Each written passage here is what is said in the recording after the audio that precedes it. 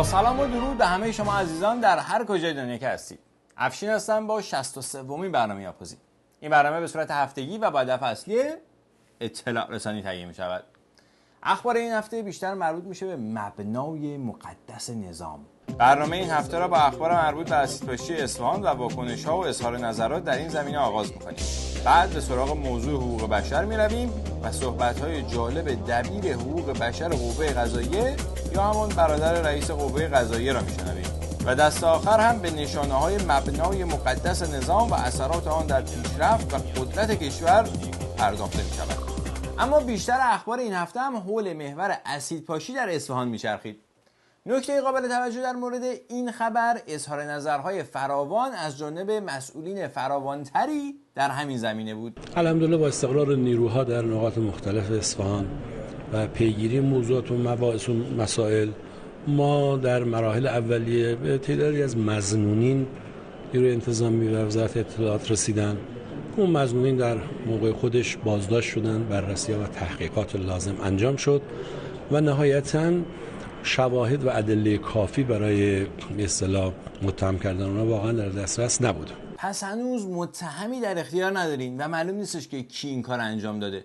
هرچند که عکس یه نفری به عنوان عامل اسیدپاشی توی سایت‌های منتشر شد با لباس زنانه که بعداً معلوم شد که اصلا طرف مستندساز بوده و تو همین اعتراضات خیابانی دستگیر شده بوده. این که پدیده اجتماعی زشت مستمسکی شود برای تصفیه حساب سیاسی جریان‌ها خطای دیگری است که رخ داده است و بدتر از آن مرتبط کردن این مسئله به بحث امر معروف و نهی از منکر که این اقدام منکر دیگری است که انجام شده است. یعنی اولا با اینکه تحقیقات تمام نشده و اصلا هنوز کسی این جرم رو به گردن نگرفته، ولی این اتفاق ربطی به امر معروف و نهی از منکر نداره و اگر هم کسی ارتباط بده خودش منکر دیگه ایه که در نظام رحمانی مقدس هم میدونید با منکر چطور برخورد میشه. خواهش میکنم که گوشها بدهکار سخنان و صداها و حرفهای مشکوک، نادرست، اونهایی که اذهان عمومی رو تشویش میکنه، بی جهت به فرد یا گروهی هیچ نسبتی ندیم. فرد یا گروهی، این یه آخر گروهی یا نکره نیست، خیلی هم معرفه است. این اصلا کاملا معرف حضوره، همون آمرین به معروف و ناهی از منکر خودمون هستن. در همین بحث اسیدپاشی در اصفهان که اخیراً رخ داد، متاسفانه یه سری در کشورهای غربی شروع کردن به اینکه این مسئله رو نسبت بدن به امر معروف و نهی از منکر. جفای عجیبی است و ظلم عجیبی است. بله، رؤسای سه قوه در نظام مقدس قویاً اطمینان دارن که این قضیه اسیدپاشی در اصفهان ربطی به اون قضیه نیروهای خودسر که امر معروف و نهی از منکر میکنن نداره. دلایلی هم که ارائه میدن بسیار جالبه. کدام جریان سیاسی مطرح در کشور در پی چنین اقداماتی میتواند باشد؟ کدام جریانات؟ این جریانات که تو خیابون سلاح گرم با خودشون هم میکنن و بعضی وقتا هم رو مردم سلاح گرم میکشن. خیلی هم اتفاقا مطرحن. بعید است که انسانی که بوی از اسلام برده باشه، از ایمان برده باشه، ذره وجدان بشری داشته باشه، عقل داشته باشه، یه همچین جنایتی را مرتکب بشه، یه همچین عمل شنیع غیر انسانی مرتکب بشه. چه نسبتی داره با امر معروف و نهی از منکر؟ چه نسبتی داره؟ فکر کنم همه مردم ایران نسبتشو میدونن. یعنی اصولا همیشه همینطوری بوده. و البته به قول شما بعیده انسانی که بویی از ایمان برده باشه، ذره وجدان بشری داشته باشه، عقل داشته باشه، به همچین جنایاتی دست بزنه. باباش کن دیگه، من باز میکنم. آره بهت میگه باز میکنم دیگه. آره میگه باز میکنم. بعید است که انسانی که بوی از اسلام برده باشه، از ایمان برده باشه، ذره وجدان بشری داشته باشه، عقل داشته باشه، یه همچین جنایتی را مرتکب بشه، یه همچین عمل شنیع غیر انسانی مرتکب بشه. چه نسبتی داره با امر معروف و نهی از منکر؟ یعنی یا بعید نیست یا اونایی که این کارا رو میکنن بویی از انسانیت و وجدان بشری نبردن. اون چه مسلم هست کسانی و ضد انقلاب در داخل و خارج دارن از این موضوع سوء استفاده میکنن، در این تردیدی نیست. مطلب بعدی، اون چه مسلم هست همه ما و هر انسان منصفی این عمل را محکوم میکنه.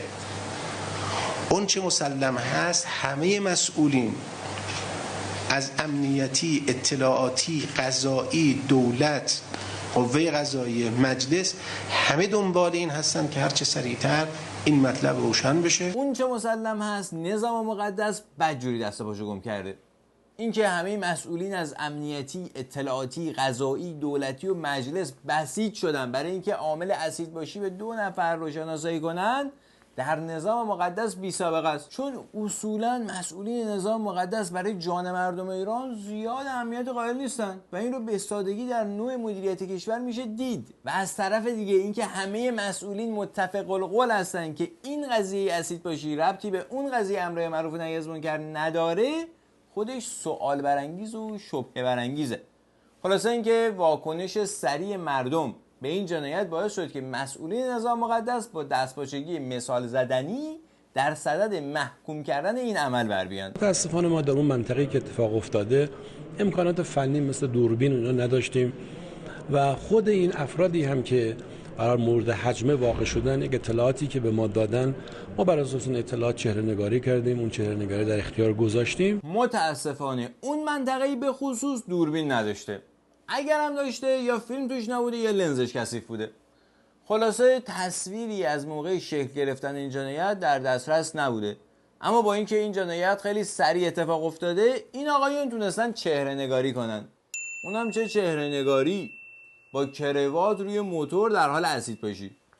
که البته اون کروات خودش دلیل محکمیه بر اینکه این جنایت ربطی به اون عاملین به معروف و نهی از منکر نداشته، چون اونا معمولا انسان‌های نامرتبی هستن. تلاشی داره میکنن با تمام نیروهای امنیتی و غیره که این فرد رو پیدا کنن. به جد دنبال این هستن که آرامش مردم را حفظ بکنن و فرد مجرم را هم که این جنایت بزرگ را مرتکب شده، مجرم یا مجرمین را هرچه سریعتر شناسایی بکنن. آنی آرام نخواهیم ماند تا زمانی که افرادی که مسبب این حادثه بودن، حالا اگه کسی آمر بوده، کسی مجری بوده، 1 نفر بوده، چند نفر بوده، ما اونها رو دستگیر بکنیم و واقعیت برای مردم روشن بشه. و از اونجایی که یه جورایی این واقعیت برای مردم روشنه و مسئولین نظام مقدس علیرغم چهره نگاری با کروات نتونستن این موضوع رو به یک کسای دیگه ای نسبت بدن، گمان زنی های جدیدی در حال شکل گیریه. میزان تبلیغاتی که به این قضیه شده،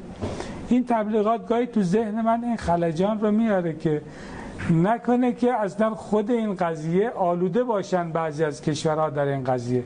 نکنه، نه واقعا. چون همیشه هر وقت نظام مقدس تو اینجور مخمسه ها میفته یه دفعه معلوم میشه بعضی از کشورها در این قضیه آلودن.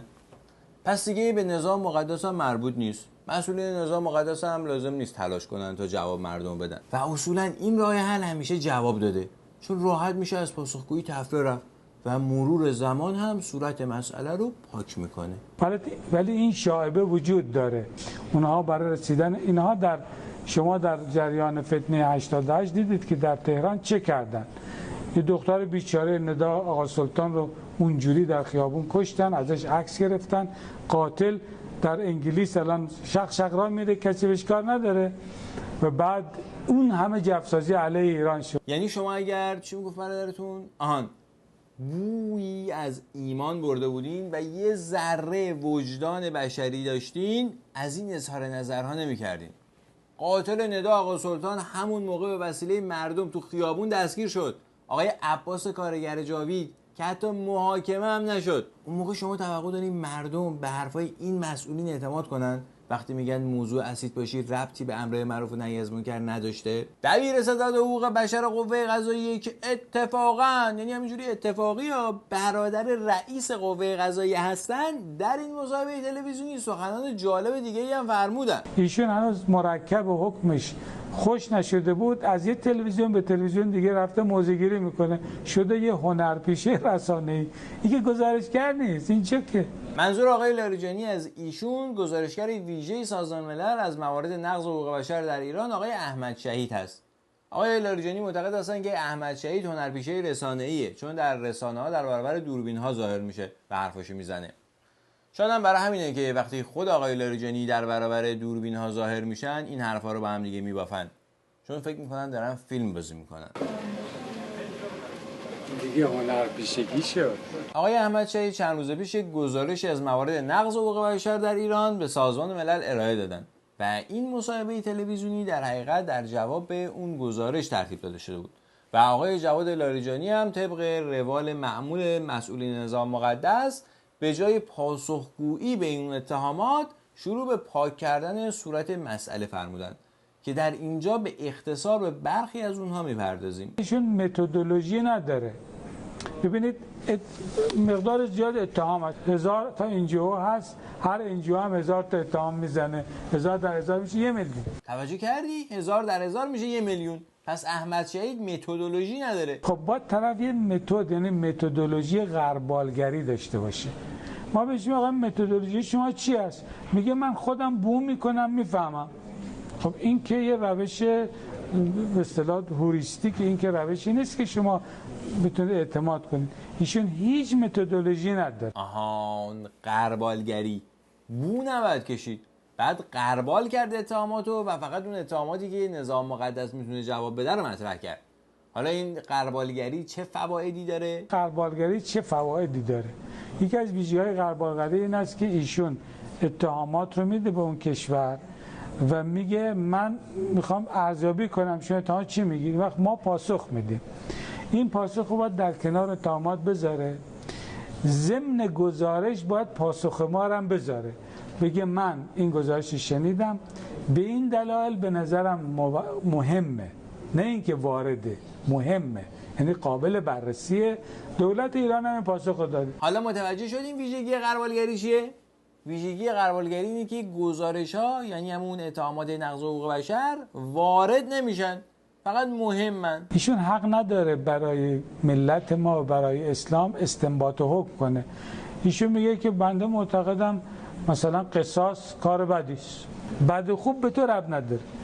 میگه توهین پیغمبر و ائمه و مقدسات اصلا چیزی نیست که ما میگه همجنس بازی باید آزاد باشه، این چیز خوبی نیست که. خب ببینید اینا چیزای غیر حرفه‌ای است. که البته داعش و طالبان هم همین منطق رو دارن و میگن دارن قانون شرع رو اجرا میکنن. مقدسات هم کلا در نظام مقدس محدود میشه به همین توهین به پیامبران و حقوق دگرباشان یا همجنسگرایان. اما زمینخواری در ورامین توسط ایشون و مسئول گذاشتن پروندهش توسط برادر ایشون کاملا منطبق بر مقدساته. باجخواهی اون یکی برادر ایشون هم از یک مقام دولتی اصل مقدساته. برای همین هم هستش که اصلا پرونده‌ای برای اون تشکیل نشده. متوجه شدین مقدسات یعنی چی؟ اما حالا چرا گزارشگر ویژه سازمان ملل رو به کشور راه نمیدین؟ ایشون میخواد بیاد ایران چیکار کنه؟ میخواد بیاد ایران همین کارهای غیر حرفه‌ایش دنبال کنه. اگه میخواد ما رو متهم کنه که همونجا داره متهم میکنه. بله دیگه، اگه بخواد متهم کنه که نمیتونه بیاد ایران. اما اگر بیاد بگه اعدام میکنین در ملأ عام، به به به به. به بچه زیر 18 سال حکم اعدام میدین؟ چه چه چه چه. در ملأ عام دست قطع میکنین؟ چه عالی. شلاق میزنین؟ اصلا این اصل حقوق بشره. اصلا بقیه کشورهای دنیا باید بیان از شما الگو برداری کنن، اون موقع میشه حرفه‌ای و میتونه بیاد ایران. پس ما با آمدن به ایران مشکل نداریم. ما میخوام بگیم تو میخوای بیای ایران چیکار کنی؟ اگه میخوای بیای ایران و برگردی بگی من رفتم ایران تایید حرفای خودم رو در آوردم، خب لازم نیست بیای، همون بیرون کسی کافی. اصلا این منطق مولا درزش نمیره. بعد اون موقع چجوری از شرایط مردم ایران در ایران مطلع بشه؟ دسترسیش به ایران چی میشه؟ دسترسیش به ایران بسیار زیاده. هر سوالی که داره ما پاسخ دقیق بهش میدیم. حتی ما سطوحی از ماموران ما هم با او و مسئولان ما باش مذاکرات مفصلی هم داشتن. با دقت پاسخ میدن. شما تصور کنین دقت و صداقت کسایی که ایشون رئیسشونه. آمدن میگن قصاص نباید داشته باشید، چون اصلا اعدام بده. قصاص اتفاقا یک حکم بسیار عجیب از لحاظ پیچیدگی و آثار اجتماعی در اسلام هست. خیلی عجیبه واقعا. مثلا اگر یه دختر 18-19 ساله‌ای برای دفاع از ناموسش مأمور وزارت اطلاعات رو بکشه، حتما باید قصاص بشه. اما اگر مأمورای وزارت اطلاعات یه پسری رو زیر شکنجه در بازداشتگاه غیر قانونی به قتل برسونن، قصاص نمیشه، تبرئه میشه. واقعا پیچیده است. حالا من سر شما در نیارم، شاید خسته بشه. من ایشون یعنی دکتر آبدینی؟ نه بابا، ایشون از حرفای شما سرش در نمیگیره هیچ، تازه موهای تازه رو سرش در میاد. یعنی انقدر با علاقه به حرفای شما گوش کرده، از این راه تونسته بره رو سرش مو بکاره. شما راحت باش. حالا اینا دنبال چی میگردن؟ اولا میخوان چهره ایران رو در دنیا مشوه کنن که ایران یک کشوری است که درش قانون وجود نداره، خشونت هست، نمیدونم قوانینش عقب افتاده است. حالا عجب آدمایی اینا. ایران درش قانون وجود نداره که پرونده زمینخواری برادر رئیس قوه قضاییه در برام گم میشه. حالا همش سالی 800-900 تا اعدام میشه، چند تا دونه هم انگشت و دست خط میشه. این دلیل میشه که بگن قوانین ایران خشنه. بنا یک نظام سیاسی مدنی بر اساس عقلانیت اسلامی آثار عجیبی داره. شما از بیرون که بهش نگاه کنید، غربی‌ها میبینن این کشوری که بنا بود عقب افتاده باشه، ضعیف باشه، اسلام نتونه امور چیز کنه، این مبنا ایران رو به قوی ترین، مؤثرترین، پیشرفته ترین کشور منطقه تبدیل کرده. البته دارا بودن بیشترین ذخایر نفت و گاز جهان رو هم باید به این مبنا اضافه کرد. اما حالا با هم از داخل یه سری بزنیم به اوضاع این قوی ترین، مؤثرترین و پیشرفته ترین کشور منطقه. گفته میشه 120,000 بخاری غیر استاندارد در مدارس وجود داره. حالا بشنوید از تصمیمی که وزیر آموزش و پرورش در این زمینه اتخاذ کرده. متاسفانه اعتباری برای این کار امسال در اختیار نداریم. منتها ما دانش آموزان رو بیمه کردیم. یعنی همش 120,000 تا کلاس درس در مدرسه‌های کشور بخاری غیر استاندارد دارن. ایشالله که مشکلی پیش نمیاد. اگر هم مشکلی پیش اومد و خدای نکرده بچه‌ها سوختن مثل بچه‌های مدرسه شیناباد، بیمه هستن. حالا بگذاریم که بچه‌های شیناباد به دلیل اینکه دختر بودن نصف حق بیمه‌شون رو تونستن دریافت کنن، به خاطر همون مبنایی که ما رو به مؤثرترین کشور منطقه تبدیل کرده، اونم بعد از 2 سال علافی. اما سوال اینجاست که چرا اصلا هنوز در کلاس‌های مدارس به جای سیستم گرمای سرمایه مرکزی بخاری است، اونم در پیشرفته ترین کشور منطقه. این که با پس رفته ترین کشور منطقه فرقی نداره. روزانه معادل 40 میلیون لیتر بنزین ما گاز فلر میکنیم. این در حالیه که میانگین صادرات روزانه گاز کشورمون فقط 25 میلیون متر مکعبه. حدود 12 میلیارد متر مکعب در سال گاز رو داریم میسوزونیم. این در حالی که ما تقریبا سالانه حدود 150 میلیارد متر مکعب گاز رو داریم مصرف میکنیم، چیزی در حد مثلا 10% داره فلر میشه. معادل 10% مصرف گاز کل کشور دود میشه میره رو هوا. بر اساس ترازنامه هیدروکربنی کشور تنها در سال 91 روزانه بیش از 25 میلیون متر مکعب گازهای همراه بخش تولید نفت سوخته و بیش از 10 میلیون متر مکعب در پالایشگاه‌های گازی تلف شد. فقط در سال 91 معادل 65 میلیون بشکه نفت خام از طریق این فلرها سوخت، دود شد و رفت هوا. این یعنی بیش از 6 میلیارد دلار ثروت سوزی. میدونید قیمت 120,000 بخاری استاندارد چقدره؟ اگر قیمت هر بخاری رو 200 دلار هم فرض کنیم، میشه 24 میلیون دلار. سالی 6 میلیارد دلار از سرمایه‌های همین مردمی که مجبورن بچه‌هاشون رو بفرستن سر کلاسایی که بخاری غیر استاندارد داره، دود میشه میره رو هوا و هیچ کس هم پاسخگو نیست. میدونید چرا؟ چون این نظام مقدسه. یکی دیگه از مصادیق پیشرفت در نظام مقدس رو میشه در مسکن مهر جستجو کرد. ما در استان تهران 330,000 واحد مسکونی تا پایان سال 94 باید به مردم تحویل بشه. معنیش اینه که 330,000 دانش آموز در این 19 سایت مسکن مهر خواهیم داشت. به عبارتی 350 مدرسه ما باید در سال تحصیلی 94 ابتدای سال باید داشته باشیم. این در حالیه که ما پروژه‌ای رو که در دست اجرا داریم، حال مسکن و شهرسازی و نوسازی مدارس، حدوداً 50 تا پروژه هستش. یعنی حداقل 300 تا مدرسه فقط در استان تهران کم داریم. ما رکورد زدیم. بله، دقیقاً در همون سالهایی که ایشون مشغول رکورد زدن بودن و رئیس جمهور مورد اعتمادشون مشغول افتتاح و کلنگ زدن طرح‌های مختلف بودن، این پروژه کلید خورده که کاش فقط مشکل فضای آموزشی داشتن. گفتن 91 تحویل میدیم، 91 شده 92 هم اقساطیش کردن، گفتن سه ماه اول، نیمه دوم که الان 93. نمونه های اینچنینی که بعد از پرداخت پول بر اساس قراردادهاشون هنوز خونه هاشون رو تحویل نگرفتن فراوونه. اما بعد از اینم که خونه ها رو تحویل گرفتن تازه مشکلات دیگه شون شروع شده. نه برق داره، نه آب داره، نه گاز داره، هیچی نداره. آب از اینجا برمی‌دارین شما؟ نه، ما طبقه ششم ظرف باید بریم اینجا بشوریم. نه آسانسور داره، 6 طبقه پله. از طبقه ششم باید بلند شیم بیاین. ببخشید برای دستشویی باید بیایم اینجا. الان 3 tane bizim 120 متر مکعبی çahay fazlalığımız kefar olmuştu. در طول 6 ماه گذشته چیزی گرد aşağıya. این همه خونه اینجا هست، الان جای وسایل حمل و نقل نیست. پیشرفته ترین، موثرترین، چی بود اون یکیش؟ قوی ترین کشور منطقه. که البته این امارات و ترکیه و کلا کشورهای حاشیه خلیج فارس جزء این منطقه به حساب نمیاد.